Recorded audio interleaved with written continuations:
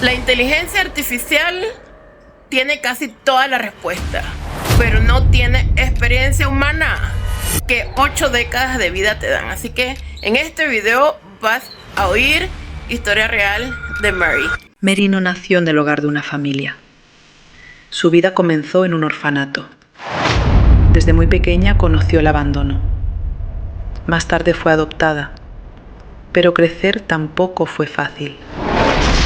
Fue educada en casa y vivió una infancia marcada por una disciplina muy dura y por heridas emocionales que la acompañaron durante muchos años. Cuando ya era adulta, decidió buscar a su madre biológica. Lo que encontró fue una verdad tan simple como dolorosa. Nunca conoció a su padre. Su madre apenas sabía quién era. Solo recordaba que había sido un marinero con quien compartió una sola noche. Ni siquiera conocía su nombre. Pero Mary tomó una decisión. En lugar de quedarse atrapada en ese dolor, eligió construir una vida distinta. Abrió camino en una época en la que muy pocas mujeres ocupaban puestos de liderazgo. Quería ser valorada por su capacidad, no por su apariencia. La vida siguió poniéndola a prueba. En su familia enfrentó pérdidas devastadoras, incluyendo el suicidio de 2 seres queridos. Sin embargo, encontró herramientas para no quedarse viviendo en el sufrimiento. Hace más de 50 años llegó a Al-Anon. Ahí comenzó un camino de crecimiento personal que hasta el día de hoy sigue guiando su forma de vivir. Y quizá eso es lo más admirable de Mary.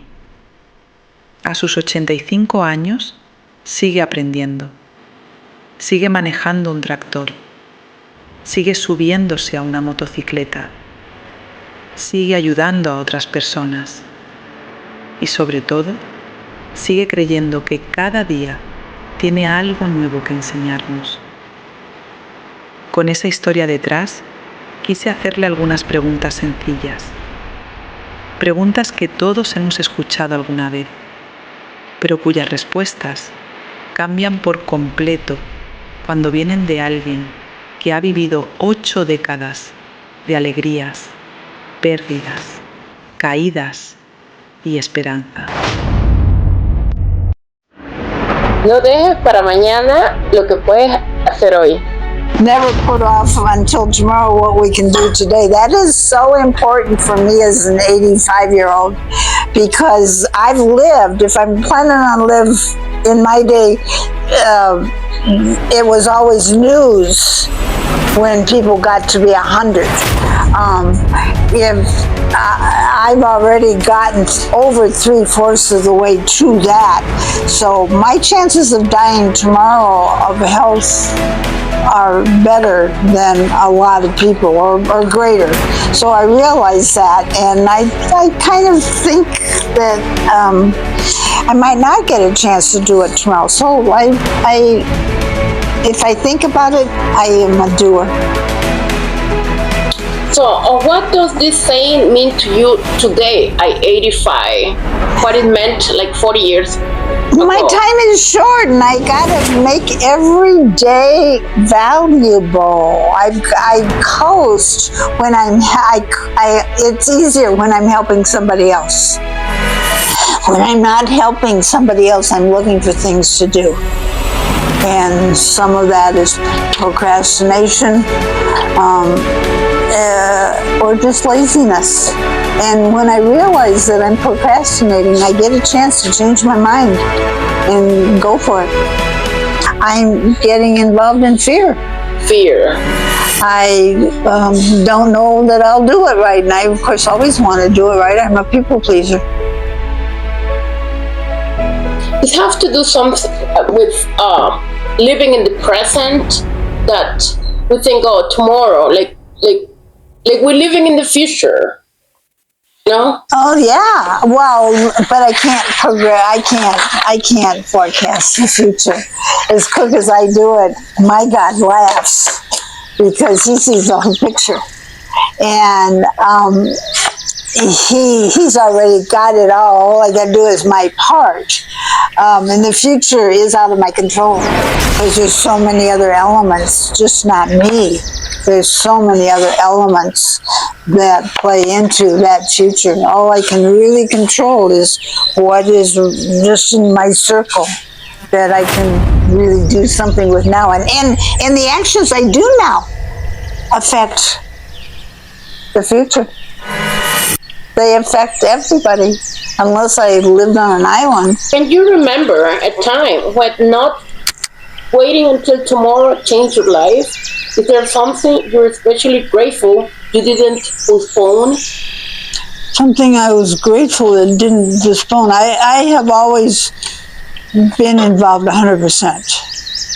And that's kind of a downfall for me because I am easily swayed and dealing with what's in front of myself. And so I don't deal with what I've already started.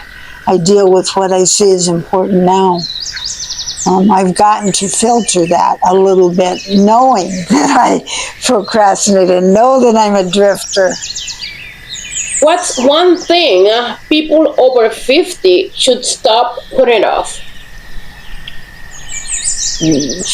Over 50, they need to be more conscious of their health. They need to take better care of themselves. Air only lasts on an airplane without the mask 3 minutes.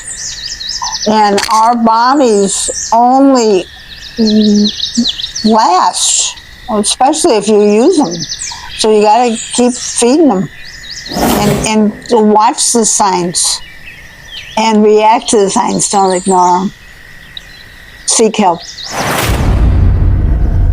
If tomorrow isn't promised, what's one thing you hope everybody watching will do today?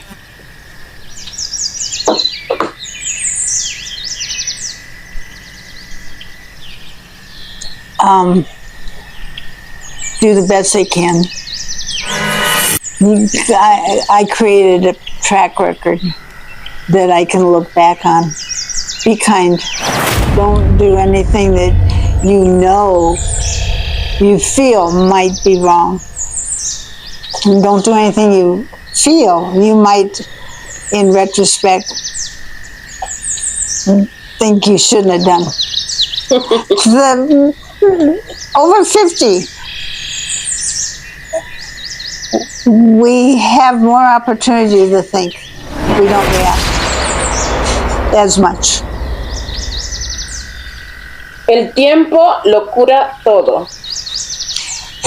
Time heals all wounds is something that I've experienced because there's something in my nature that has gotten me through the bad, but I can smile about the good. And as time goes on, I get off on a better track. And that learning or healing process is what makes me strong. It's experience. Todo llega a su tiempo. Everything comes in its own time. If some of this stuff would have happened to me in my younger days, I wouldn't have been able to handle it. Just like learning to ride a bicycle. If I'd been started on a bicycle when they had to carry me, I wouldn't have been able to balance myself. When I learned the bicycle, I could at least walk and run, and I could pick myself up. So what we learn is always lessons for our future, even though we don't want to learn sometimes. No hay tiempo para todo. The time for everything. Well, I'm not God, and I'm not the master planner. I only see I only see this much when God sees the whole picture, and He's taking care of all of us if we'll let Him. And He's using us to help others.